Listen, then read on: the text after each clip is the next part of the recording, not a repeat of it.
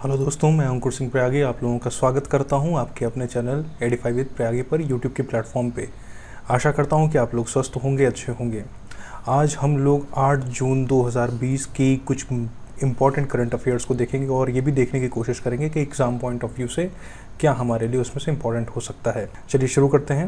8 जून को world ocean day और world brain tumour day मनाया गया। देखिए, वर्ल्ड ओशियन डे की अगर बात करें तो 1992 में एक समिट हुई थी रियो डे जेनेरियो में, ब्राज़ील में। इस समिट को अर्थ समिट भी कहा जाता है। कनाडा ने प्रपोज किया था कि जिस तरीके से हम एनवायरनमेंट को इको फ्रेंडली बनाने की कोशिश कर रहे हैं, यानी कि हमारा मनुष्य का और एनवायरनमेंट का जो इंटरेक्शन हो वो टोटली इको फ्रेंडली हो, बनाने की कोशिश कर रहे हैं, तो यहाँ पे हमें ओशियंस को भी ध्यान देना होगा। ओशियंस को हम दरकिनार नहीं कर सकते, क्योंकि महासागर जो है वहाँ पे अगर पूरे विश्व में बायोडाइवर्सिटी की अगर सबसे ज़्यादा बात करी जाए, जैविक विविधता की अगर बात करी जाए, तो सबसे ज़्यादा जो मरीन बायोडाइवर्सिटी या फिर मरीन इकोसिस्टम होता है, यानी कि स्पीसीज जो हैं थ्रू आउट द वर्ल्ड, यानी जितने भी जीव जंतु हैं इस पूरी दुनिया में, वो सबसे ज़्यादा उनमें अंतर, वरीयता और सबसे ज़्यादा तादाद जो है वो मरीन इकोसिस्टम में पाई जाती है, यानी ओशियन में पाई जाती है। तो कनाडा ने यहाँ पे प्रपोज किया था कि ओशियन को भी हमें ध्यान में रखना चाहिए और कोई ऐसे दिवस के तौर पे मनाएं कि इससे विश्व भर में अवेयरनेस हो। तो ऐसा 1992 में अर्थ समिट में कनाडा ने प्रपोज किया। 2008 में यूनाइटेड नेशंस ने, संयुक्त राष्ट्र ने इसकी स्वीकृति कर ली और तब से हर साल 8 जून को वर्ल्ड ओशियन डे मनाया जाता है। अभी हाल ही में हमने 5 जून को वर्ल्ड एनवायरनमेंट डे मनाया है और अब 8 जून को वर्ल्ड ओशियन डे। इस साल इसकी थीम जो है वो इनोवेशन फॉर सस्टेनेबल ओशियन रखी गई है और ये सिर्फ और सिर्फ इसलिए है कि ह्यूमंस हैं वो समझ सकें कि हमारी वजह से क्या विपरीत कंडीशंस पड़ रही हैं ओशियंस की, और यहाँ तक कि स्पीसीज म्यूटेट हो जा रहे हैं, यानी कि उनको एक अनहेल्दियर एनवायरनमेंट मिल रहा है हमारी वजह से, हमारे प्रदूषण की वजह से। या तो वो उसमें सरवाइव नहीं कर पा रहे हैं या फिर वो एक्सटिंक्ट हो जा रहे हैं। तो ये हमें सारी चीज़ें ध्यान में रखनी होती है और इसी के अनुसार यूनाइटेड नेशंस ने वर्ल्ड ओशियन डे की मनाने की शुरुआत की थी। अब बात करते हैं वर्ल्ड ब्रेन ट्यूमर डे की। तो वर्ल्ड ब्रेन ट्यूमर डे की अगर बात करी जाए तो ये केवल और केवल अवेयरनेस के तौर पे इसको इसलिए बताया गया है कि दिमाग में कुछ कैंसर्स के ऐसे तत्व पाए जाते हैं या सेल्स पाए जाते हैं जो बहुत तेज़ी से इंक्रीज होते हैं। कैंसर का मतलब ही है कि dead cells, uncontrolled dead cell का इंक्रीज होना। तो जब ये दिमाग की बात करी जाती है तो वहाँ पे इसको ट्यूमर के रूप में कंसिडर किया जाता है, और बाकी शरीर के अंगों की जहाँ बात करी जाती है तो वहाँ पे उसको कैंसर के रूप में भी देखा जाता है। तो यहाँ पे ये है कि एक अवेयरनेस देने के लिए, क्योंकि वर्ल्ड में इस वक्त अराउंड 2% पॉपुलेशन जो है वो ब्रेन ट्यूमर से प्रभावित है, और अगर बात भारत की जाए तो 1 लाख की पॉपुलेशन पे लगभग 5 में से हर 1 लाख की पॉपुलेशन पे 5 से 10वां व्यक्ति वो ट्यूमर से प्रभावित है। तो ये भी एक अवेयरनेस का प्रोग्राम चलाया गया। ये जर्मनी की एक संस्था के द्वारा इसकी शुरुआत करी गई है ब्रेन ट्यूमर डे की। आगे बात करते हैं मिशन सागर। देखिए, इस वक्त कोविड-19 से लड़ते हुए हमारी इंडियन गवर्नमेंट ने अगर ध्यान दिया जाए तो ऑपरेशन समुद्र सेतु, उसके बाद मिशन वंदे भारत जैसे प्रोग्राम्स को लॉन्च किया हुआ है और इसमें बहुत तेज़ी से काम किया जा रहा है। लेकिन अगर बात करी जाए, ये तो हो गए रेस्क्यू के प्रोग्राम्स हो गए, यानी कहीं से कुछ लोगों को निकालने की बात करी जा रही है। लेकिन भारत सरकार ने सागर नाम का एक मिशन, जो कि 2015 में प्राइम मिनिस्टर नरेंद्र मोदी जी के द्वारा लॉन्च किया गया था, जिसका फुल फॉर्म है security and growth for all in the region, यानी सिक्योरिटी के साथ साथ हम ग्रोथ कर सकें अपने आसपास के रीजन में। तो इस मिशन के अंतर्गत आईएनएस केसरी ने सेचल्स को भारत की तरफ से एसेंशियल्स आइटम्स प्रोवाइड किए हैं। यहाँ पे ये चीज़ है कि मिशन सागर जिस तरीके से एक इंडिया का रोल दे रहा है कि हमारे इस सब कॉन्टिनेंट में भारत एक पहला ऐसा देश बना है जो पिछले महीने मई के महीने में जितनी भी इंडियन ओशंस में कंट्रीज़ हैं, जैसे मॉरिशस हो गई, मालदीव हो गई, सेचल्स हो गई, मडागास्कर हो गया और कोमोरोस, ये 5 कंट्रीज़ को यहाँ पे भारत सरकार ने मिशन सागर के अंतर्गत वहाँ पे कोविड-19 से रिलेटेड जितनी भी ज़रूरत की चीज़ें हो सकती थी, चाहे वो मेडिसिन हो, चाहे वो आयुर्वेदिक टैबलेट्स हो या फिर मेडिकल असिस्टेंस हो, उसको प्रोवाइड किया। इसके लिए इंडियन नेवी की शिप केसरी का सहयोग लिया गया है। तो केसरी अब सेचल्स पहुंच चुका है, जिसकी राजधानी विक्टोरिया है। आइए मैप में इसको देखने की कोशिश करते हैं। ये रहा सबसे करीब देश जो भारत के पास में है, वो रहा मालदीव। और उसके साथ ही साथ अगर हम थोड़ा सा वेस्ट की तरफ अगर हम चलते हैं तो यहाँ पे हमको सेचल्स मिलता है। शुरुआत में केसरी मालदीव गया था, फूड आइटम्स को लेकर के, नेसेसिटीज़ को लेकर के, एसेंशियल चीज़ों को लेकर के। उसके बाद वो सेचल्स की तरफ रुख किया हुआ है। बाकी अभी आने वाले समय में कोमोरोस, मडागास्कर और मॉरिशस की भी बात आ सकती है सामने। आगे बढ़ते हैं। पीरियोडिक लेबर फोर्स सर्वे, एक सर्वे आया है जिसमें लेबर फोर्स की बात करी गई है, यानी कि देश में कितनी लेबर फोर्स है, साथ ही साथ अनएम्प्लॉयमेंट का क्या रेट है, इन सारी चीज़ों के बारे में ये रिपोर्ट बताती है, जो कि एक आरटीआई के माध्यम से बाहर आई है। यहाँ पे मिनिस्ट्री ऑफ स्टैटिक्स और प्रोग्राम इम्प्लीमेंटेशन जो स्टैटिस्टिकल डेटा या रिकॉर्ड्स को बनाने का काम करती है हमारी मंत्रालय, जिसके मंत्री हैं श्री राव इंद्रजीत सिंह जी, इन्हीं ने इस रिपोर्ट को, इस सर्वे को रिलीज़ किया है। इनके अनुसार 45 वर्षों से जो हाई जा रहा था हमारा अनएम्प्लॉयमेंट का रेट दर, उसमें अब गिरावट आ रही है और साल 2017-18 में 6.1% की जगह अब 18 और 19 के फाइनेंशियल ईयर में 5.8% के आसपास का आंकड़ा सामने आता है। लेबर फोर्स की अगर बात करी जाए, लेबर फोर्स का मतलब यहाँ पे ये हो गया कि वो व्यक्ति जो नौकरी की तलाश में कहीं पे पहुंचे हुए हैं और वहाँ पे एज अ लेबर के तौर पे या अपनी सर्विसेज देने के लिए वो उपलब्ध हैं, तो यहाँ पे उनको लेबर फोर्स के रूप में देखा जाता है। तो लेबर फोर्स पार्टिसिपेशन रेट की अगर बात करी जाए तो वो लगभग 37% के आसपास थी 17 और 18 के वर्ष में, और वो अब बढ़ करके 37.5 हो चुकी है 2018 और 19 के साल में। अब अगर महिलाओं के अनएम्प्लॉयमेंट की बात करी जाए तो इसमें भी गिरावट आई है, जहाँ पहले 5.7% था, अब वहाँ पे 5.2% रह चुका है। अगर मेल की बात करी जाए, मेल अनएम्प्लॉयमेंट की बात करी जाए, तो वहाँ पे 6.2% से अब 6% पे गिरावट दर्ज करी गई है। अर्बन अनएम्प्लॉयमेंट अभी भी एक हाई रिस्क बना हुआ है, क्योंकि यहाँ पे भी 7.7% की दर थी सन 2018 और 19 में। तो ये रहे पीरियोडिक लेबर फोर्स सर्वे 2018 और 19 के कुछ इंपॉर्टेंट पॉइंट्स, जिसके अनुसार सरकार ने अपने जो डेटा शो किए हैं उसमें एम्प्लॉयमेंट का रेट बढ़ रहा है और अनएम्प्लॉयमेंट का रेट घट रहा है। आगे बात करते हैं Indian navy environment conservation road map, INECR। इसको ध्यान देना होगा क्योंकि अभी हाल ही में 5 जून को वर्ल्ड एनवायरमेंटल डे मनाया गया है। इसमें ये चीज़ ध्यान देने वाली बात है कि भारत की जो नेवी है उसने ब्लू वाटर ऑपरेशंस के साथ ही साथ ये कहा है कि हम जितने भी ब्लू वाटर ऑपरेशंस करेंगे वो टोटली हम उस पर ग्रीन फुटप्रिंट लाने का प्रयास करेंगे। अब यहाँ पे हमें 2 चीज़ समझनी है। पहली चीज़ कि ग्रीन फुटप्रिंट क्या है और दूसरी चीज़ ब्लू वाटर ऑपरेशंस। तो बात पहले शुरू करते हैं ब्लू वाटर ऑपरेशन से। तो देखिए, ब्लू वाटर ऑपरेशंस की अगर बात करी जाए तो इसका मतलब ये होता है कि किसी भी देश की जो नेवी है, जब वो पानी में उतरती है, जब वो कोई ऑपरेशंस को हल करती है, उसके लिए लगती है, उन अप्रोच करती है उस ऑपरेशन के लिए, तो उसको कैटेगराइज किया जाता है ब्राउन में, ग्रीन में और ब्लू में।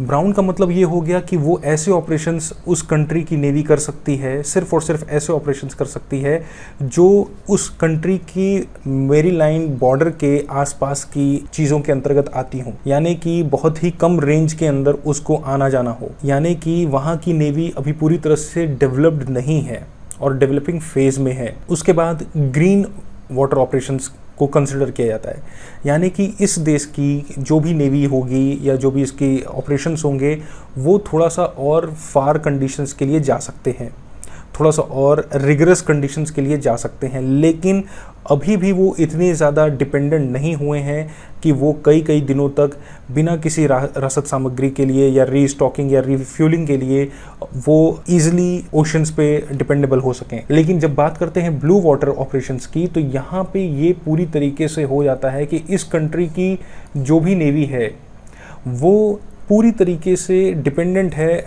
किसी भी तरीके के बड़े ऑपरेशंस को अंजाम देने में, यहाँ तक कि वॉर वाली कंडीशन में भी वो कई दिनों तक अपने देश से दूर रहते हुए भी वो उन ऑपरेशंस को सही तरीके से हल कर सकती है। तो ये हो गया ब्लू वाटर ऑपरेशन। तो ऐसे में जब नेवी लगातार अपने शिप्स, अपने नेवल पूरे जहाज़ों के साथ, अपने पूरे वॉरफेयर के साथ जब ये आगे बढ़ती रहेगी, तो ऐसे में ग्रीन फुटप्रिंट को बढ़ाना है।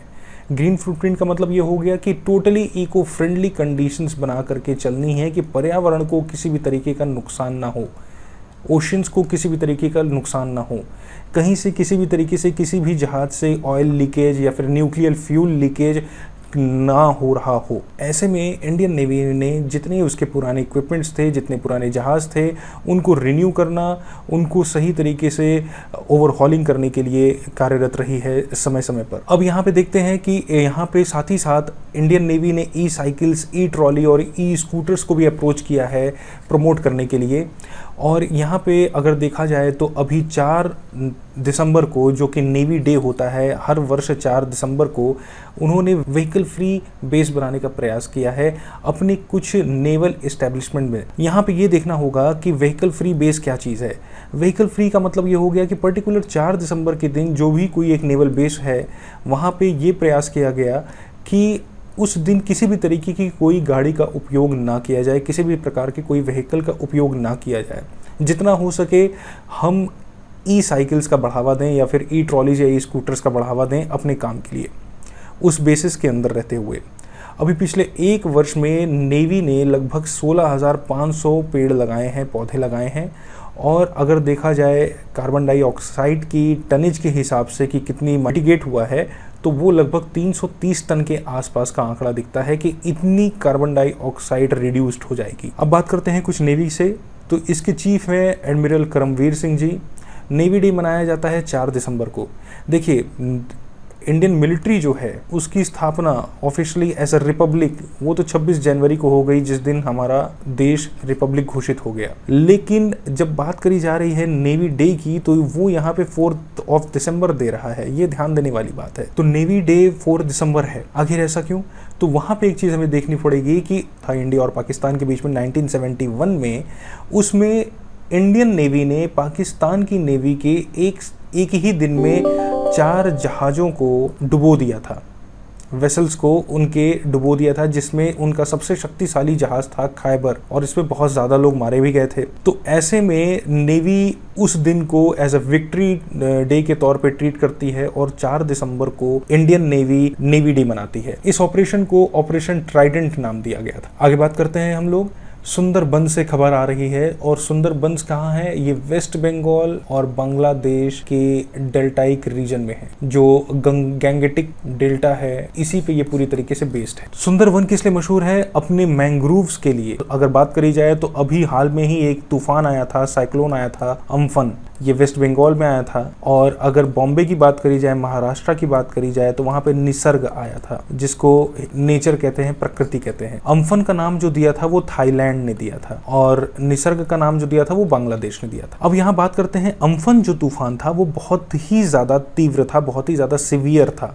अगर उसकी रेटिंग्स की बात करी जाए तो वो लगभग 5 के आसपास था, मतलब सीवियर कंडीशंस का तूफान था। ऐसे में वेस्ट बंगाल ये कोट कर रहा है कि हमें 1 लाख करोड़ रुपए की हानि हुई है, यानी नुकसान हुआ है प्रदेश को, जिसमें सुंदरवन भी है। और सुंदरवन बांग्लादेश में लगभग 66% के आसपास आता है, और भारत में मात्र 34% आता है। लेकिन अम्फन का जो ये तूफान रहा है वो भारत पे बहुत ज़्यादा एक्टिव रहा, जिसकी वजह से सबसे ज़्यादा जो प्रभावित रहा है वो सुंदरबन का डेल्टा, वो वेस्ट बंगाल साइड का प्रभावित रहा है, जिसकी वजह से जो मैंग्रोव्स थे, मैंग्रोव फॉरेस्ट थे, ये फॉरेस्ट की एक प्रजाति है यहाँ पे, मैंग्रोव्स थे, वो उनका बहुत ज़्यादा नुकसान हो गया, लगभग 28% के आसपास। मैंग्रोव्स क्या है? मैंग्रोव्स एक तरीके से ये रोकने का भी प्रयास करते हैं ऐसे तूफानों को, ऐसे पानी से आने वाली जो लहरें होती हैं, ऐसे सुनामी की लहरें जो होती हैं, उनको भी रोकने का प्रयास करते हैं। और अभी ममता बनर्जी जो वेस्ट बंगाल की जो सीएम हैं, उन्होंने वहाँ के फॉरेस्ट डिपार्टमेंट को ये डायरेक्शंस दिए हैं कि 14 जुलाई, जिस दिन वर्ल्ड फॉरेस्ट डे मनाया जाता है, विश्व वन दिवस, उस दिन तक 3.5 करोड़ मैंग्रोव पेड़ वहाँ पे मतलब कि लगाने हैं। मैंग्रोव फॉरेस्ट रीजन में 3.5 करोड़ पेड़ों को लगाने की बात कही जा रही है, और इसका काम शुरू हो चुका है। और अगर ये चीज़ अगर ये सक्सेसफुल रहती है तो आने वाले कुछ सालों में मैंग्रोव्स की जो तादाद है वो भारत में फिर से रिकवर कर ली जाएगी। तो मैंग्रोव्स यहाँ पे किस लिए फेमस है? अगर जानवरों की अगर बात करी जाए तो वो फेमस है, पहली चीज़ रॉयल बंगाल टाइगर के लिए, उसके साथ ही साथ एस्चुरिन क्रोकोडाइल यानी मैंग्रोव क्षेत्र में जो मगरमच्छ रह रहे हैं उनके लिए, गैंजेटिक डॉल्फिन के लिए और ऑलिव रिडली टर्टल्स के लिए। टर्टल्स की एक प्रजाति है यानी कछुए की एक प्रजाति है जिसे ऑलिव रिडली टर्टल कहा जाता है। आगे देखते हैं हम लोग प्लांट्स आर पावर कैंपेन। इसकी शुरुआत करी गई है अहिंसा नाम के एक ट्रस्ट की, जो कि एक एनजीओ है, नॉन गवर्नमेंटल ऑर्गेनाइजेशन है। प्लांट्स आर पावर की शुरुआत करी गई है और यहाँ पे ये बात कही जा रही है कि 21 दिन का एक चैलेंज दिया जा रहा है और उस चैलेंज को एक्सेप्ट करने पे आपको केवल और केवल वेजन डाइट को फॉलो करना है। आगे बात करते हैं, रिपोर्ट आ रही है कि 750 टाइगर्स लॉस्ट हुए हैं लगभग 8 सालों में भारत में। देखिए, भारत की अगर बात करी जाए टाइगर्स की सेंसस में, तो इंडिया में सबसे ज़्यादा, वर्ल्ड में सबसे ज़्यादा टाइगर्स इंडिया में ही हैं। ये रिपोर्ट आ रही है 2019 में, जो कि टाइगर की पॉपुलेशंस को जो बताया गया था कि लगभग 4 सालों में ये तादाद बढ़ करके 750 से ज़्यादा टाइगर्स बढ़ करके लगभग 3000 के आसपास आंकड़ा पहुंचता हुआ दिखाई दे रहा है। लेकिन ये भी एक बात है कि 8 सालों में 750 के आसपास टाइगर्स मरे भी हैं, जिसमें सबसे ज़्यादा जो टाइगर मरे हैं वो एमपी में मारे गए हैं। लगभग एमपी में 173 टाइगर्स की कैजुअलिटीज़ हुई है। उसके बाद महाराष्ट्र आया है जहां पे 125 कैजुअलिटीज़ हैं। और अगर एमपी की ही बात करी जाए तो टाइगर सेंसेक्स के अनुसार जो 2019 में दिसंबर में रिलीज़ किया गया था, उसमें ये था कि सबसे ज़्यादा टाइगर्स एमपी राज्य में ही हैं, जो कि लगभग 526 हैं। एग्जाम पॉइंट ऑफ व्यू से ये बहुत इंपॉर्टेंट डाटा है। आगे चलते हैं, मेघ संदेश नाम का एक एप्लीकेशन लॉन्च किया गया है कर्नाटक की सरकार के द्वारा। ये क्या बताएगा? ये रियल टाइम इंफॉर्मेशन बताएगा, यानी कि एट अ टाइम ये इंफॉर्मेशन बताएगा कि मॉनसून का फोरकास्ट कैसा रहेगा, यानी कि भविष्यवाणी करने की बात करेगा कि कहाँ पे कितनी वर्षा हो सकती है या कैसा मौसम हो सकता है, कितनी बारिश हो सकती है, क्या फ्लडिंग जैसी कुछ संभावनाओं के आसार हैं। इस तरीके से कोई भी पैनिक कंडीशन होगी तो वो इस ऐप के अंतर्गत देखी जा सकती। मेघ संदेश, इसको डेवलप किया है कर्नाटक स्टेट की नेचुरल डिजास्टर मॉनिटरिंग टीम ने, साथ ही साथ IISc Indian Institute of Science जिसका हेडक्वार्टर बेंगलोर में है, और साथ ही साथ department of science and technology जो ministry of science and technology के अंतर्गत आता है, जिसके मंत्री हैं श्री डॉक्टर हर्षवर्धन सिंह जी। आगे बात करते हैं, उत्तर प्रदेश में की जो सीएम है योगी आदित्यनाथ जी, उन्होंने एक MOU मॉनिटरिंग मैकेनिज्म को लॉन्च किया है। MOU यानी कि मेमोरेंडम ऑफ अंडरस्टैंडिंग। जब हम कभी कोई बिजनेस करते हैं बड़ी कंपनियों के साथ या हमारा देश कहीं किसी अन्य देश के साथ कोई भी किसी भी तरीके की बिजनेस अपॉर्चुनिटीज़ या किसी भी तरीके की इन्वेस्टमेंट अपॉर्चुनिटीज़ को अगर बढ़ावा देता है तो वो दोनों देश एक दूसरे के लिए MOU को साइन करते हैं। ये एक तरीके का लीगलाइजेशन होता है, लीगल पेपर होता है। उसी तरीके से यहाँ पे योगी आदित्यनाथ जी ने MOU मॉनिटरिंग मैकेनिज्म को लॉन्च किया है। देखिए, कोविड-19 के चलते जितने भी माइग्रेंट्स थे अपने अपने स्टेट्स में लगभग पहुंच चुके हैं, तो ऐसे में स्टेट्स की जिम्मेदारी है कि उनको एम्प्लॉयमेंट प्रोवाइड कराई जा सके। अब तो इकोनॉमी को बूस्ट मिल सके, लेकिन अब इन्वेस्टमेंट कैसे आएगा? तो इन्वेस्टमेंट के लिए बाहर की जो कंपनियां होंगी या देश की जो कंपनियां होंगी उनको उन राज्यों में पहुंचना पड़ेगा जहां पे पहले से ये इंफ्रास्ट्रक्चर्स अवेलेबल नहीं थे। ऐसे में यूपी के जो सीएम हैं वो ये काम कर रहे हैं कि यहाँ पे वो ये चीज़ कह रहे हैं कि आप अगर यहाँ पे इन्वेस्ट करते हैं तो आप डायरेक्ट इस पोर्टल पे या इस मैकेनिज्म पे जा करके आप MOU को मॉनिटर कर सकते हैं कि वो अभी किस तरीके से कहाँ तक उस पर काम चल रहा है या किस तरीके के प्रपोजल्स उस पर आ रहे हैं।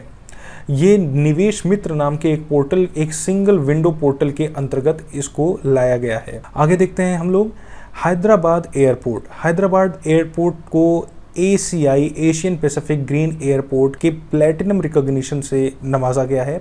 बात करते हैं कुछ शोक संदेश की, तो पाकिस्तान के पूर्व क्रिकेटर रियाज शेख साहब, कोविड-19 की वजह से उनका देहांत हो गया। और साथ ही साथ अभी कुछ समय पहले ही एक और क्रिकेटर थे जो पाकिस्तान से ही थे जिनका नाम है जफर सरफराज साहब, उनका भी कोविड-19 की वजह से देहांत हो गया। इसके बाद बात करें तो भारत से केरला के एक फुटबॉलर थे हमजा कोया जी, इनका भी कोविड की ही वजह से देहांत हुआ है। और चिरंजीव सरजू, इनका भी देहांत हुआ है हाल में ही। अब बात करते हैं वेद मारवा, ये दिल्ली के चीफ थे पुलिस के, दिल्ली पुलिस चीफ थे और गवर्नर भी रह चुके थे अपनी सर्विसेज के बाद। इनका भी हाल ही में निधन हो गया है। तो ये रही आज 8 जून की कुछ करंट अफेयर्स, कुछ समसामयिक बातें। उम्मीद करता हूँ, आशा करता हूँ कि आप लोगों को समझ में आई होगी। बहुत बहुत धन्यवाद।